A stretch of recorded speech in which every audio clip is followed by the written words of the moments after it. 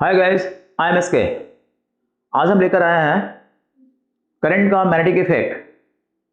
किसी भी conducting wire में करंट पास करने पर we have the magnetic field surrounding the current carrying conductor. आज हम बताएंगे सर्कुलर कॉइल। सर्कुलर कॉइल में करंट पास करने पर उसके चारों तरफ मैग्नेटिक फील्ड होगा। हम निकालना चाहते हैं magnetic field at any point on the axis of the circular coil. हमारे पास सबसे पहले डायग्राम है।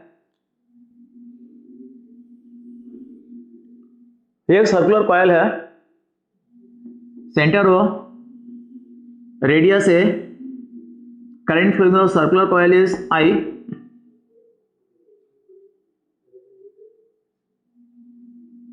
जो सर्कुलर कॉइल यहां पर ड्रॉ किया गया है, यह सर्कुलर कॉइल बोर्ड के प्लेन पर नहीं है। इस सर्कुलर कॉइल का ये जो हिस्सा दिखाई दे रहा है यहां से, ये वाला जो पोर्शन दिखाई दे रहा है C से D तक, ये पोर्शन है परपेंडिकुलर आउटवर्ड, और ये जो पोर्शन दिखाई दे रहा है C से लेकर D तक, ये है परपेंडिकुलर इनवर्ड। तो ये पोर्शन हमारे पास है परपेंडिकुलर आउटवर्ड, और ये सर्किल का ये वाला हिस्सा है perpendicular inward.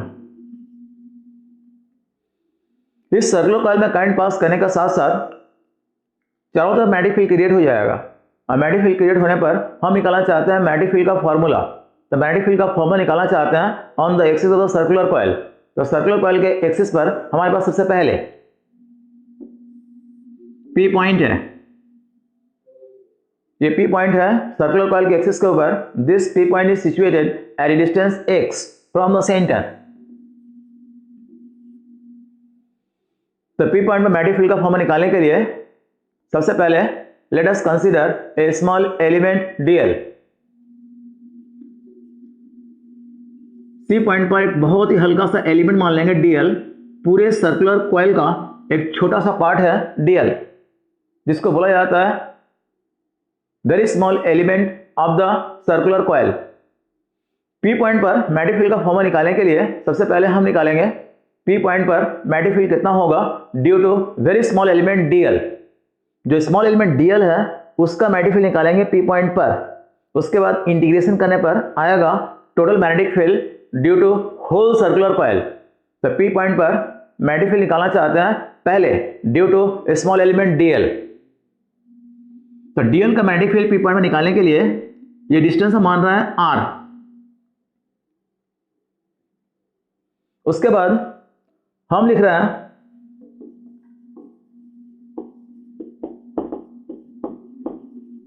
Magnetic field at the point P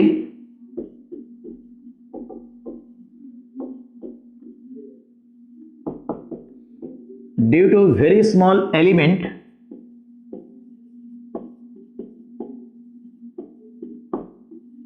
dl is given by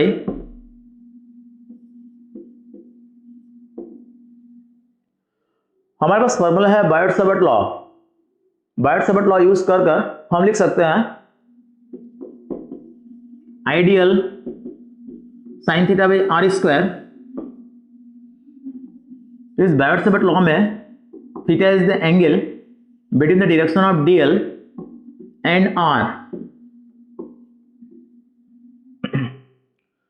dl का अपना डायरेक्शन होता नहीं है, dl का डायरेक्शन मिलता है डायरेक्शन ऑफ करेंट, और r को माना गया वेक्टर। इसका डायरेक्शन है always away from the conductor. ये जो फॉर्मूला यूज किया गया बायोट-सावर्ट लॉ का, ये फॉर्मूला यूज किया हम CGS सिस्टम में।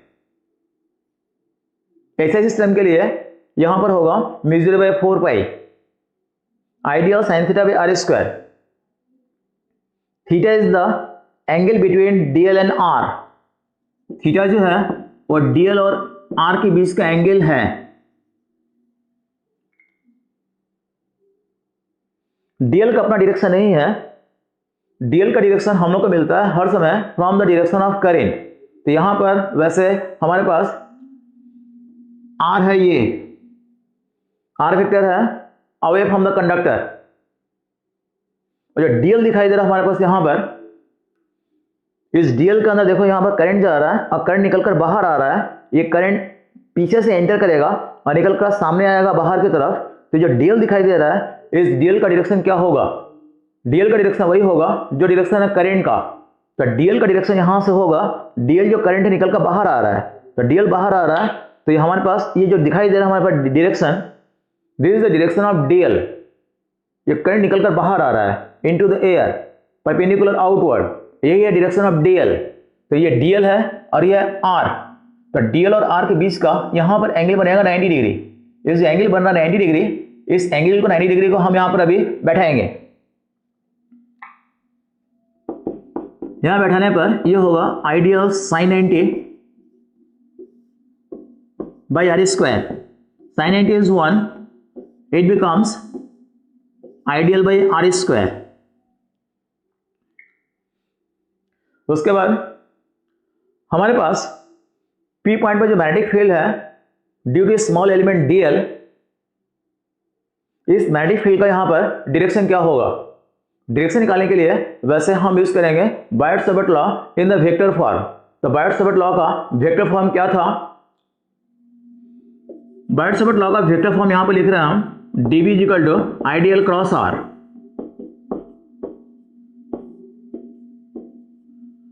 Ideal cross R by R cube.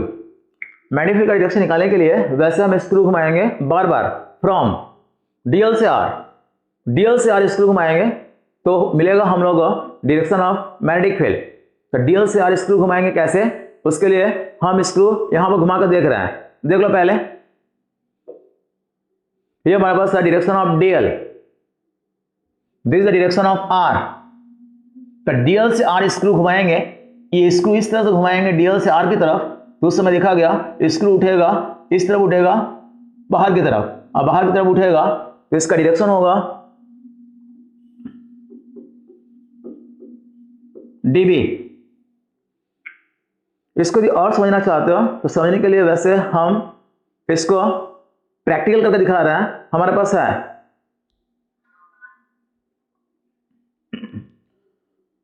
हमारे पास ये सर्कुलर कॉइल है, जो सर्कुलर कॉइल है इसमें जो ऊपर का हिस्सा दिखाई दे रहा है इसी को माना गया डीएल। इसमें करंट फ्लो हो रहा है, इस तरह करंट फ्लो हो रहा है, करंट फ्लो हो रहा है इस तरह, तो उसमें डीएल का डायरेक्शन क्या होगा, डीएल का डायरेक्शन हमारे पास होगा, this is the direction of DL. ये ऊपर का हिस्सा माना गया डीएल, डीएल का डायरेक्शन होगा हर समय tangent in the direction of current. तो ये दिखाई दे रहा है ये करंट का डायरेक्शन है टेंजेंट और यही डायरेक्शन है डीएल का। उसके बाद हमारे पास है आर, आर कहां पर है,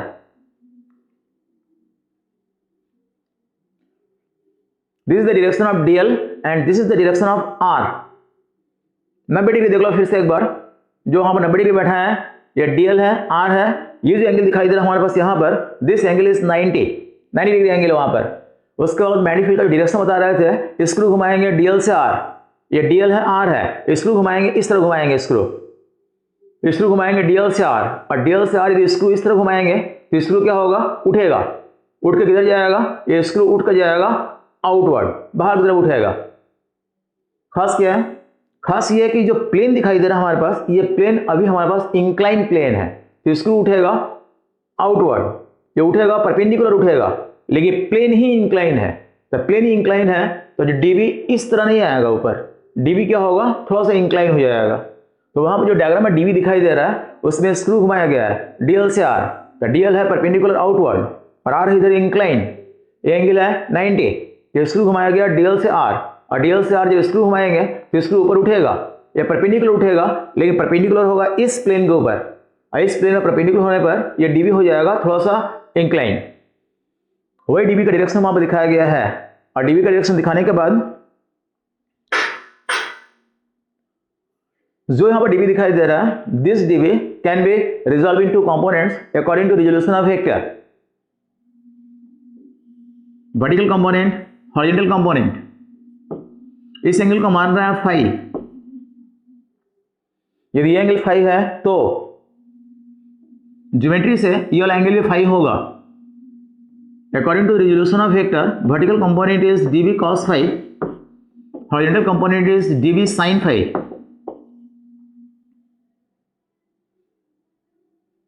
उसके बाद इस सर्कुलर कॉइल में मैग्नेटिक फील्ड निकालने के लिए हम एक और स्मॉल एलिमेंट डीएल लेंगे, जस्ट डायमेट्रिकली अपोजिट। ये डीएल यहां पर लिए हैं, यहां पे एक डीएल और मान लेंगे at the point D.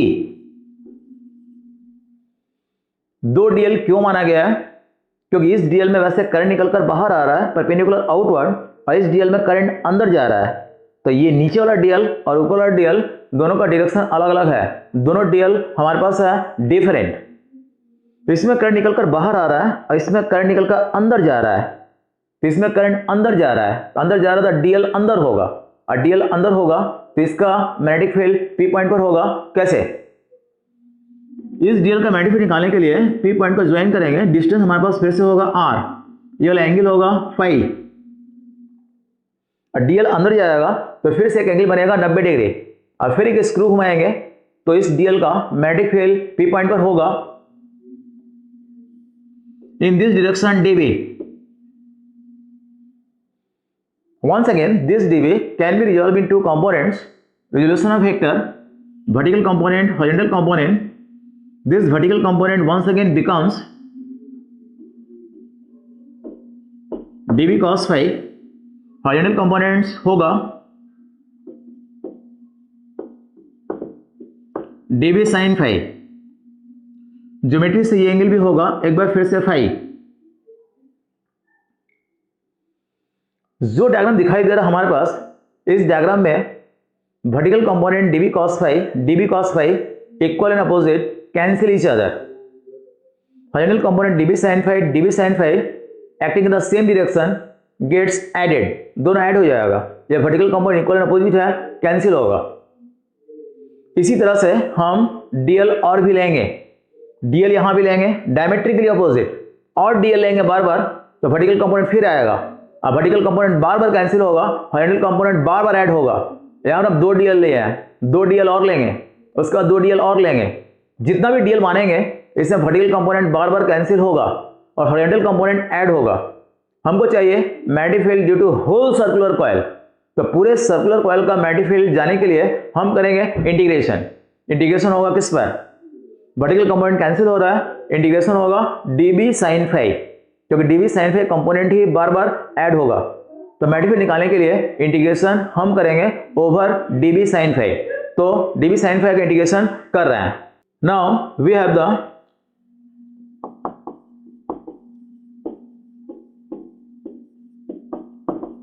Total magnetic field at P due to current flowing through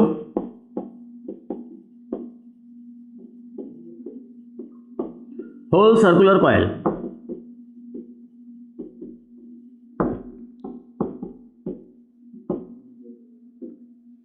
is given by, we have the total magnetic field integration dB sin phi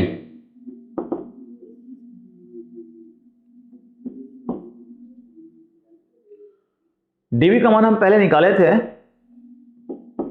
ideal by are square, constant common ले रहे हैं, I sine phi by are square integration DL. जो diagram हमारा दिखाई दे रहा है, इस डायग्राम में हम लिख सकते हैं साइन फाई, ये ट्रायंगल हमारे पास है पीओसी। इस पीओसी ट्रायंगल में साइन फाई होगा ए बाई आर।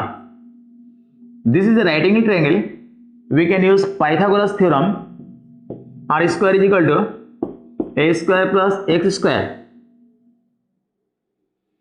यहां पर जो वैल्यू निकला हुआ है, इस वैल्यू को हम यहां पर पुट करेंगे। पुट करने पर सबसे पहले तो आई साइन फाई का मान बैठाएंगे ए बाई आर, यहां पर पहले से एक तो आर स्क्वायर है, डीएल का इंटीग्रेशन। डीएल हमारे पास है सर्कुलर कॉइल का एक छोटा सा पार्ट, इसका इंटीग्रेशन करेंगे। इसका इंटीग्रेशन करने पर यहाँ पर डीएल डीएल डीएल ऐड करते करते ये हमारे पास आएगा पूरा सर्कुलर कॉइल। पूरा सर्कुलर कॉइल आने पर ये हो जाएगा सर्कुलर कॉइल का सरकमफ्रेंस। तो डीएल हमारे पास है स्मॉल एलिमेंट, इसका इंटीग्रेशन करेंगे माने टोटल, अगर टोटल करेंगे तो ये आएगा सर्कुलर कॉइल का पूरा सरकमफ्रेंस। सरकमफ्रेंस होगा 2 पाई आर, यहाँ पर रेडियस क्या है? ए है, तो 2 पाई ए। उसके बाद हम यहाँ पर बैठा रहे हैं, इसको सॉल्व करने पर 2 pi I A square by R cube, यहां से आर स्क्वायर का मान है A square plus x square, वहां पर आपको चाहिए R cube, 2 pi I A square, R cube बैठाएंगे, यहां से ये हो जाएगा A square plus x square whole to the power 3/2, क्योंकि आर का वैल्यू यहाँ से आएगा A square plus x square whole to the power 1/2। Are cube करने पर A square plus x square whole to the power 3/2, ये हमारे पास होगा मैग्नेटिक फील्ड का फॉर्मूला। लेकिन जो फॉर्मूला हम निकाले हैं ये फॉर्मूला है only for the single turn. तो सर्कुलर कॉइल हमारे पास है, इसमें सिंगल टर्न है। यदि सर्कुलर कॉइल के अंदर we have a large number of turn, बहुत सारा टर्न यदि हमारे पास है, तो मैग्नेटिक फील्ड का फॉर्मूला होगा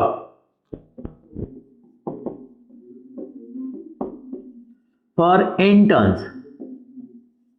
n टर्न्स के लिए मैग्नेटिक फील्ड का फॉर्मूला होगा 2 pi ni a square by a square plus x square whole to the power 3/2। ये जो फॉर्मूला दिखाई दे रहा है हमारे पास, ये है मैग्नेटिक फील्ड का formula eight any point on the axis of the circular coil carrying current.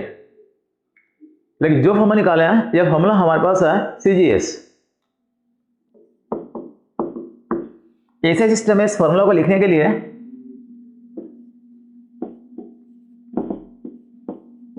CGS के एक्सप्रेशन में म्यू 4 पाई इंक्लूड कर देंगे 2 pi ni a square by a square plus x square whole to the power 3/2।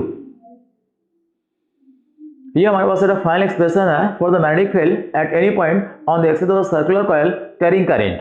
यहाँ पर जो point लिया गया है एक्सिस के ऊपर, इस पॉइंट को हम धीरे धीरे नजदीक लाएंगे और नजदीक लाने के बाद this point is just placed at the centre.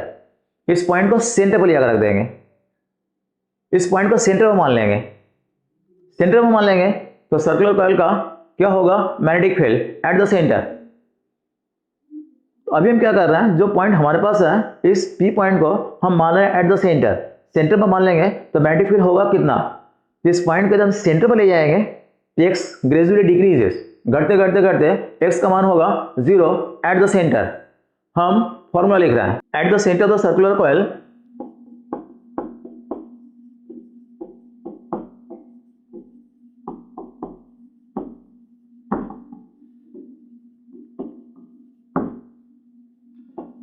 x is equal to 0। Magnetic field का फॉर्मूला हमारे पास था 2 पाई ni ए स्क्वायर